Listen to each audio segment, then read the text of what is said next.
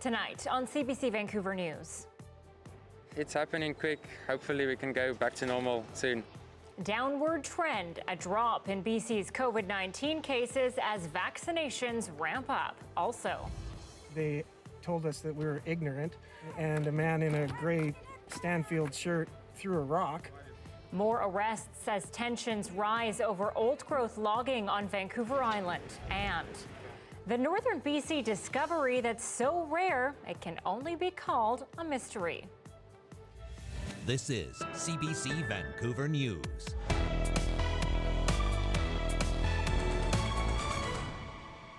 Good evening and thanks for joining us. Well, it's been a busy long weekend for vaccine clinics across the province, many packed with kids 12 and up getting the shot. As Isabel Regam reports, it seemed to be a family affair. My arm just kind of hurt, but I like it. It's definitely a good idea to get vaccinated. This May-long weekend, vaccine clinics in BC are welcoming some of their youngest patients yet. And how old are you? I'm 12. I am 12 years old, and it wasn't bad. I wouldn't say it's bad. It's the first weekend since children between the ages of 12 and 17 became eligible for the Pfizer shot. That adds about 310,000 kids to the eligible vaccination list here in BC, and they're quickly queuing up for their turn. We have many children who are coming together with their parents. Dr. Carolyn Shao is the physician lead at the Poirier Forum Clinic in Coquitlam. She says there's been a steady stream of families walking through the doors. The parent has a booked appointment and the child is coming together with them, and it's good because then we have the parent and child together and they can comfort each other as they get their vaccine and experience it together.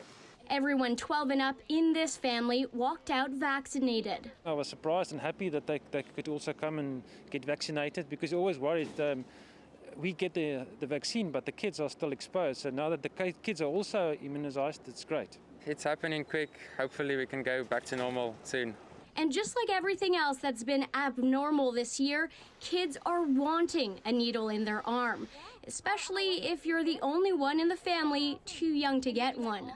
Well, I'm jealous because I really wanted to get vaccinated. Last week, health officials said that while youth have had relatively low transmission rates compared to adults, there have been about 8,000 cases in children aged 12 to 17.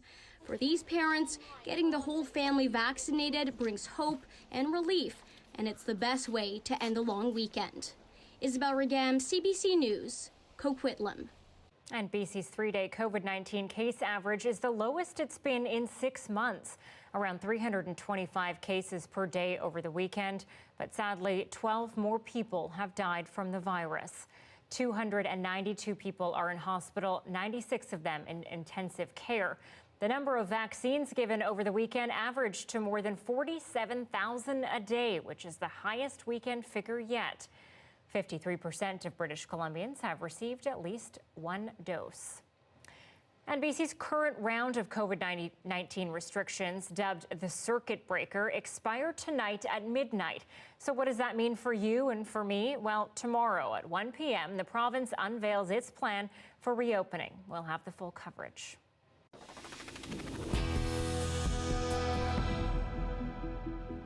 BC's deadly gang conflict has now gone beyond our provincial borders. Sources tell the CBC the victim targeted and killed in Calgary this weekend is the brother of the man shot in Burnaby more than a week ago. QuadrigaCX was shot and killed inside a vehicle in Calgary's Bankview neighborhood yesterday. His brother, 23-year-old QuadrigaCX, was killed in the parking lot of the South Burnaby Cactus Club.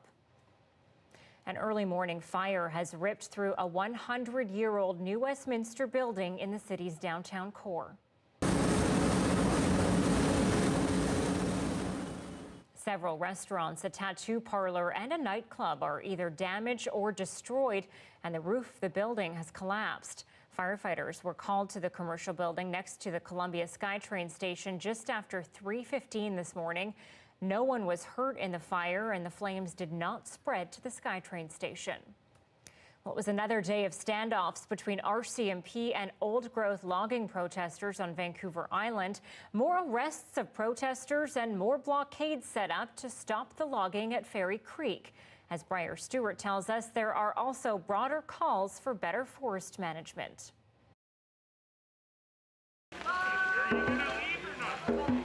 First thing this morning, the RCMP moved in again to try and clear camps and blockades set up by protesters. A number of arrests were made. While in Victoria, dozens also gathered to try and stop old-growth logging. There are hundreds of defenders out there today, and the spirit is very high.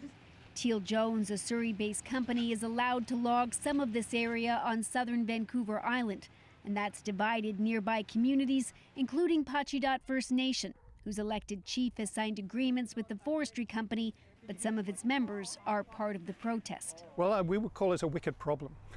In other words, a problem that has no real easy answer. John Innes is Dean of Forestry at UBC and says the industry generates billions of dollars for the province every year. He says on Vancouver Island, about half of all logging is old-growth forests, with trees at least 250 years old. If we were to stop logging it immediately, a lot of people would lose their jobs. And that's really, I think, where the primary concerns of government lie. The province has said it will look at changing how it manages old-growth trees, which make up about a quarter of BC's forests. This one is the summary. Gary Merkel helped write an independent report which called on the government to do more and act faster to protect the trees and the surrounding ecosystems. Many of these are simply not renewable. It doesn't mean that we can't take some things out of them, but we need to preserve the integrity and the functioning of them as we do that. I'm taking it back. For the protesters here, they want all the old-growth logging halted and vow that despite the arrests, this is far from over. Briar Stewart, CBC News, Vancouver. It's bringing hope and relief for women in recovery. A transitional house in Burnaby is helping its residents heal through gardening. And as Marie Seidler tells us, the women are cultivating much more than vegetables. Claudette Sampson has a new morning routine these days.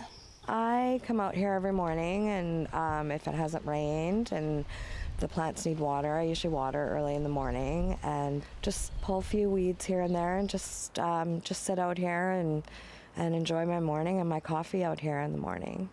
The pandemic has made life difficult for so many. For Sampson, it fueled the return of an addiction after being sober for 6 years.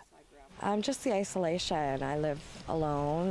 My daughter's grown and on her own and started her own family, and just being isolated at home by myself, it was really tough. Those struggles landed Sampson here, Charlford House in Burnaby. It's a recovery center and transitional housing for women struggling with addiction. My role as the counselor is finding life skills for the women to practice and to learn and hopefully start enjoying. Ariel Tate hasn't done much gardening in her life, but the pandemic prompted her to try something new for the residents she works with. They can't, do a lot of the normal things that they would do, and we've had to get really creative. Her goal was to turn this into an outdoor sanctuary, but Charlford House is a non-profit organization and gardening supplies don't come cheap. So she asked for help on a local Facebook page for gardeners. Donations came pouring in. So once I saw that post, I got in touch with Ariel, and very quickly, we started putting a plan in place to turn this into a bit of a garden sanctuary. Yeah, what do we have here? These look like they're cucumbers. Jordan Mara runs Mind and Soil, a company focused on the mental health benefits of gardening. He donated about $700 worth of startup materials that have helped women like Sampson. I'm not in a place today where I was 5 months ago, and I'm really super grateful that I'm here today, and I feel amazing. There is hope. There's no need to suffer alone. People like Sampson spend hours nurturing their gardens. They say in return, their gardens nurture them. Marie Seidler, CBC News, Burnaby. Okay, from the garden to the forest, and it's a biology mystery, a rare mushroom that's popped up in the wilderness of northern BC. And when I say rare, here it is. It really is. The mushroom is aptly named Witch's Cauldron, probably because it looks like a leathery, fist-sized blob filled with black gel. A hiker discovered about a dozen of them hidden in the underbush near the Nechako River. Witch's Cauldron are typically found in northern Europe, and its population has been in steady decline. So their appearance all the way over here in BC, quite a surprise for mycologists who say BC's forests are the right habitat to house the mysterious mushroom.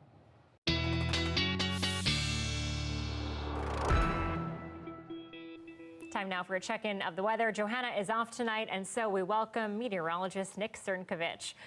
Nick, I won't lie, the rain made it a little easier to come into work on this holiday Monday. Yeah, I bet it did. You know, unfortunately, we're seeing a little bit of rain, of course, on the May 2-4 long weekend, but things are going to improve by the time we hit, well, next weekend. We've got a bit of rain to talk about for tonight, and as we head through the evening hours, we're still looking at a few spotty showers continuing into tomorrow morning as well. Watch for a few isolated showers. Really, as we head through the afternoon, though, it starts to break up. We'll see some hints of sunshine in there heading through Tuesday evening into Wednesday, and then another system makes its way in Thursday and Friday. We'll have more on that in your long-range forecast. For now, though, here's a look at the next 24 up to 17 degrees tomorrow, and we are looking at drier conditions as we head through tomorrow afternoon. Anita. I'll talk to you soon. Thanks, Nick. You bet.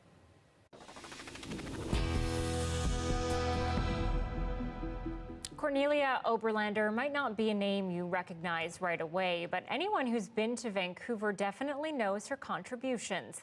The 99-year-old died this past weekend, and as Eva Uguen-Senj tells us, her work defined Vancouver green spaces.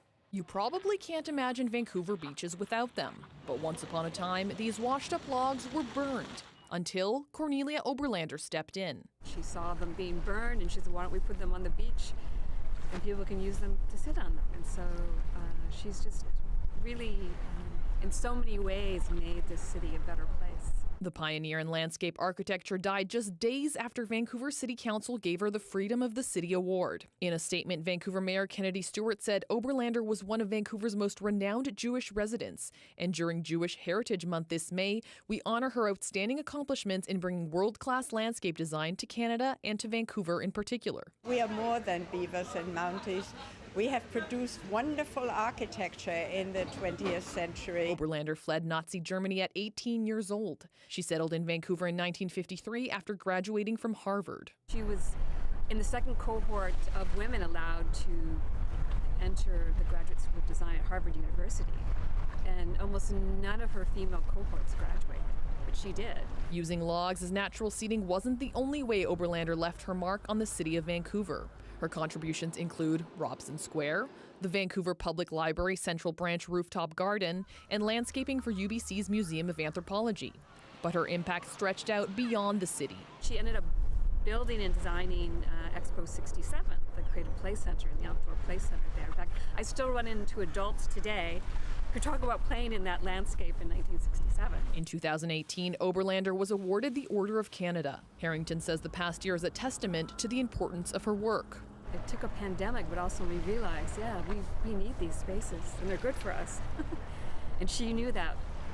She knew that when she moved here in 1953. I think she was really inspired by the existing landscape that was here. A landscape that inspired Oberlander to cement Vancouver's reputation as a green city for generations to come. Eva Uguen-Senj, CBC News, Vancouver.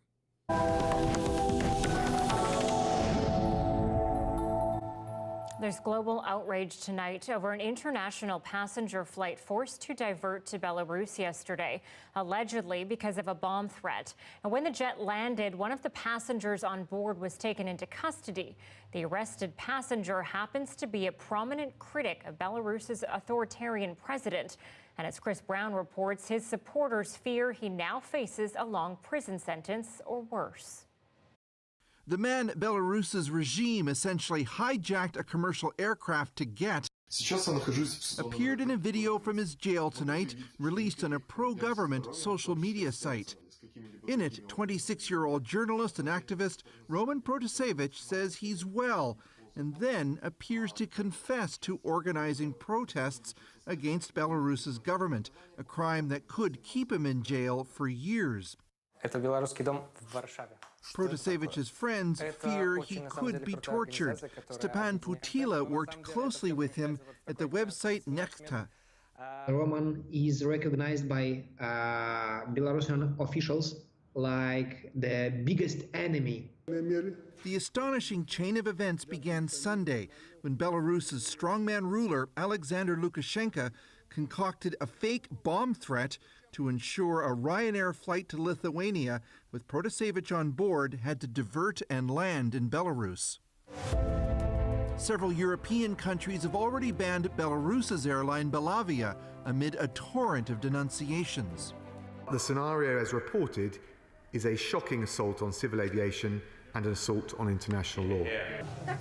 Lithuanian investigators are zeroing in on 3 passengers who stayed behind in Minsk, which some say strongly suggests they were KGB agents, as Belarus still calls them.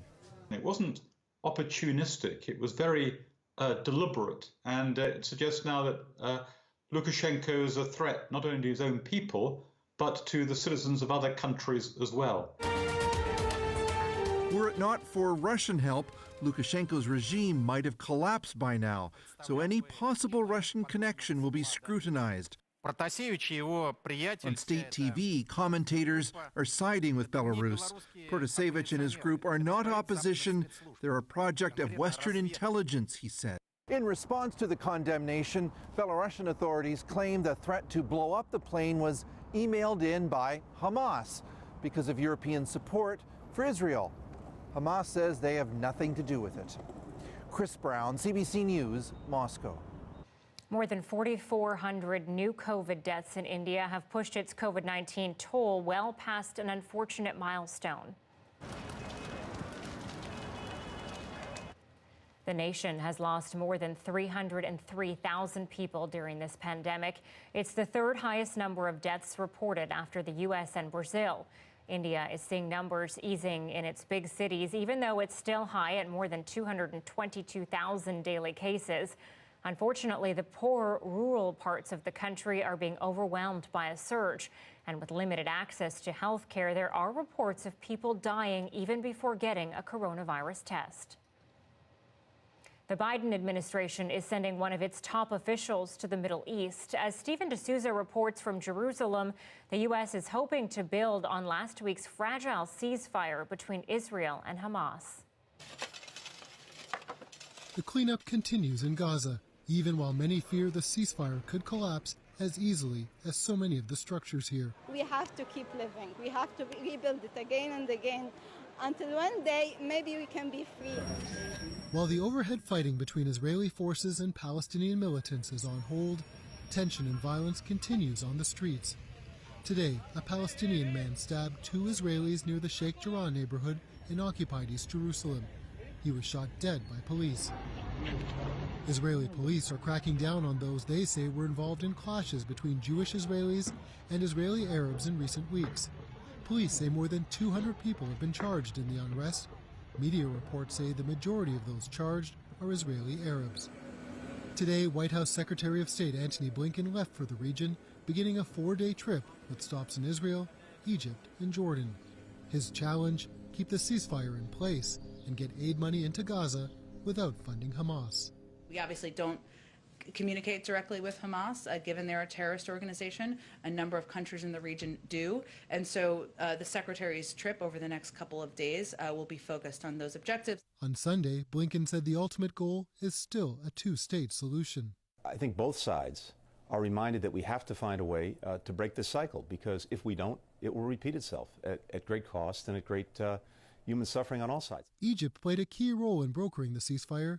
Today, its foreign minister met with Palestinian President Mahmoud Abbas. He stressed the need for a broad peace plan, including an independent Palestinian state. Though it's Hamas, not Abbas's Palestinian Authority, that controls the Gaza Strip. For ordinary people there, the hope is a ceasefire doesn't signal a return to the status quo, living under a blockade and the constant threat of a return to violence. The U.S. Secretary of State is coming with a promise to help the Palestinians. But he also has a message when he meets Israeli Prime Minister Benjamin Netanyahu, that the U.S. will continue its, quote, ironclad commitment to Israeli security. Stephen D'Souza, CBC News, Jerusalem.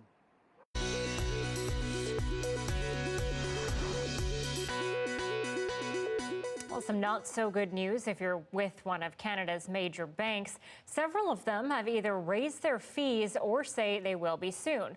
As Erica Johnson of our Go Public team reports, the timing has some customers calling that unfair, even unethical. The letter from her bank was bad news.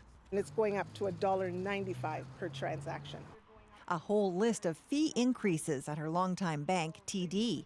Come June 1st, instead of keeping a $2,000 balance to have fees waived, customers will have to sock away $5,000. In an environment where people have lost their jobs, they're on furlough, they're trying to get, CERB payments, who's going to be able to keep $5,000 in their bank account to not get service fees? Some CIBC fees go up in a few weeks. BMO and Scotiabank's hikes have already kicked in, prompting customers to contact Go Public. This is really not the right time for the banks to raise any kind of fees. Many customers question the need to increase fees given their profits. Williams looked up TD's last year. And sure enough, they've had positive quarters the whole of COVID. So what is this about? This is just about trying to get people when they're already down, kicking them one time harder. Each of the big banks continued to make billions last year, but overall earned less than the year before. Those profits are climbing again, though. In this year's first quarterly report, all the major banks surpassed profits over the same period a year ago. Prime Minister Trudeau said a year ago that the banks should be doing more to help Canadians, and gouging them is not helping them. And it's about time he and the finance minister stepped in and stopped the gouging that's been going on for decades. He and other consumer advocates say government needs to change the Bank Act so bank profits can be capped where excessive. A lengthy process that wouldn't help customers like Williams now. She has 1 week to figure out what to do. A spokesperson for TD told Go Public that fee hikes can be a delicate issue and said that such decisions are never made lightly. Other banks said customers should reach out to explore more cost-effective options. Erica Johnson, CBC News, Vancouver. When Gerald Cotton died in India, his link to $250 million died with him. His rise to financial fame is traced back right here to BC. Now a new CBC podcast is looking into his life, death, and the mysteries surrounding it. Take a look. So he goes to India and they stay at this beautiful hotel. As soon as they check in, Gerald Cotton gets a stomach ache. And the next day he's dead. Gerald Cotton died in India on December 9th. Since then, Quadriga, his Vancouver-born company, has been in turmoil. More than $250 million of client money is missing. From CBC Podcasts, A Death in Cryptoland, the curious tale of Gerald Cotton. I wasn't really buying the headline, crypto CEO dies with keys to the wallet. The exchanges just don't operate that way. A young man who built a cryptocurrency empire. I think a lot of people trusted him because he was this sort of pleasant, friendly, smiling guy with this, sunshine blonde hair. And died under mysterious circumstances. I said, Jerry Cotton is dead. And he goes, that's crazy. And then he goes, what if he's not really dead? Honeymoon, moving the body, all the missing money. It was but what happened? There are deep oddities in this case. Does somebody who appears to be in reasonable health, who is young, do they die that quickly? He spent millions of dollars buying cars, a yacht, an airplane, going on these lavish vacations. He was just sort of out of control. You steal $4,000, no one's going to come looking for you. You steal a few $100 million, they will look for you unless they think you're dead. I'm Takara Small, and this is A Death in Cryptoland. Coming soon on CBC Listen and everywhere you get your podcasts. Exhume the body and frickin' check the DNA. So we can all sit there and go, okay, yeah, he's dead. Well, no, he's not dead. Well, then let's go find him.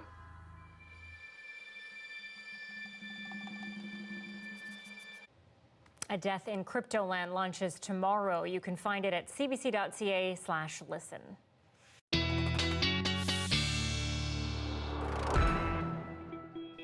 Well, wildfire season is upon us in BC, and there have been 7 new fires sparked in just the last 2 days.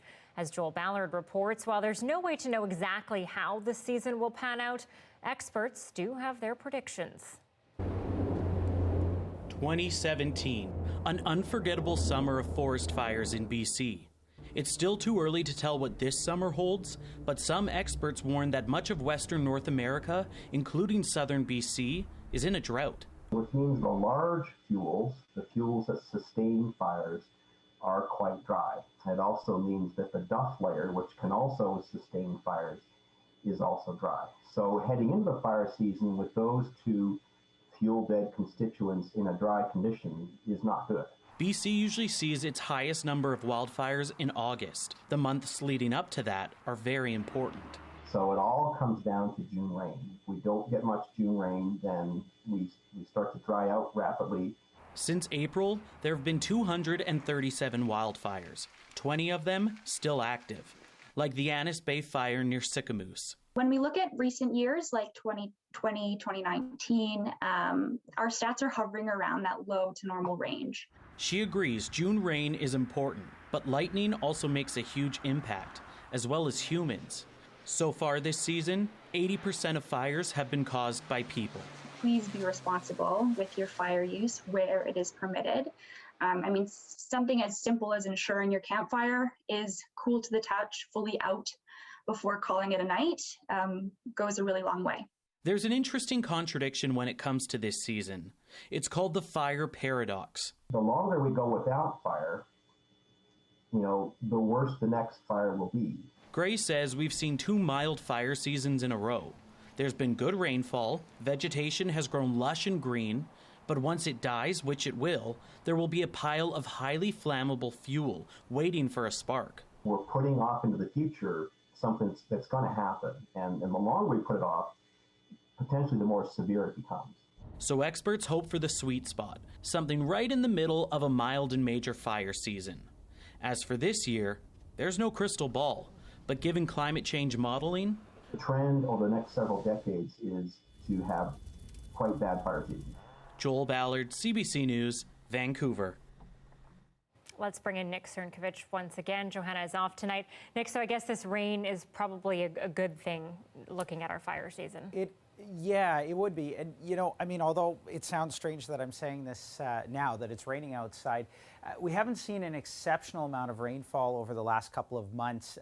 Certainly some of the higher elevations have in the Vancouver area, and I was even looking at numbers out toward Kelowna, Kamloops, still sort of at or below the seasonal mark in terms of the total precipitation that we've seen. So anything helps. For sure. There's a look at the big picture. This system not even affecting British Columbia. However, as we look toward the next couple of days, we're still looking at a few spotty showers through tonight into tomorrow. That kind of clears up. So this is sort of light rainfall, though persistent, but light rainfall. By tomorrow evening, we're looking at generally just cloud cover, maybe even a few hints of sunshine in there. Breaks up as we head through Wednesday morning, and then the next system rolls through. This one actually bringing with it a fair amount of rainfall to some areas, and it's going to start sort of late Wednesday into Wednesday night. In terms of how much you can expect, generally speaking, we're looking at about 30, maybe 40 millimeters of rain with this system as we push through Thursday. Winds are also going to pick up as well out of the south, gust to about 30, maybe 40 kilometers per hour in some areas.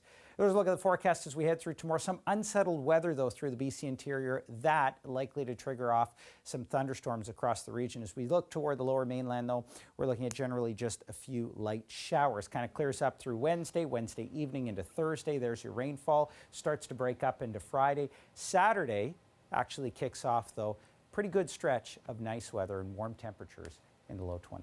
Yeah, I was cheating. I was looking ahead a little bit, and it looks like it's going to get pretty hot. So that's exciting. All right. Thanks, Nick. All right, you bet. Well, the popular and ever so festive Holiday House in East Vancouver won't be drawing any more crowds in the years to come. The property has been sold to new owners. This giant inflatable Frankenstein will be its final display before the Holiday House says goodbye. The house featured one of the largest Christmas and Halloween displays in Vancouver. For 4 decades, the Ballard Pedersen family has been putting up elaborate decorations for all sorts of occasions. In fact, the house decks out with Easter bunnies, leprechauns, as well as flags for the Canucks and Lions games. The new owners do not wish to continue the tradition. Perhaps another house will take the reins. Hopefully, we need a little more festivity, I'm sure, coming up in the next year or so. All right, that's it for our show tonight. You can always find our news program online, cbc.ca/BC. Our next local news is tomorrow at 6 o'clock online and then after the hockey game. Good night.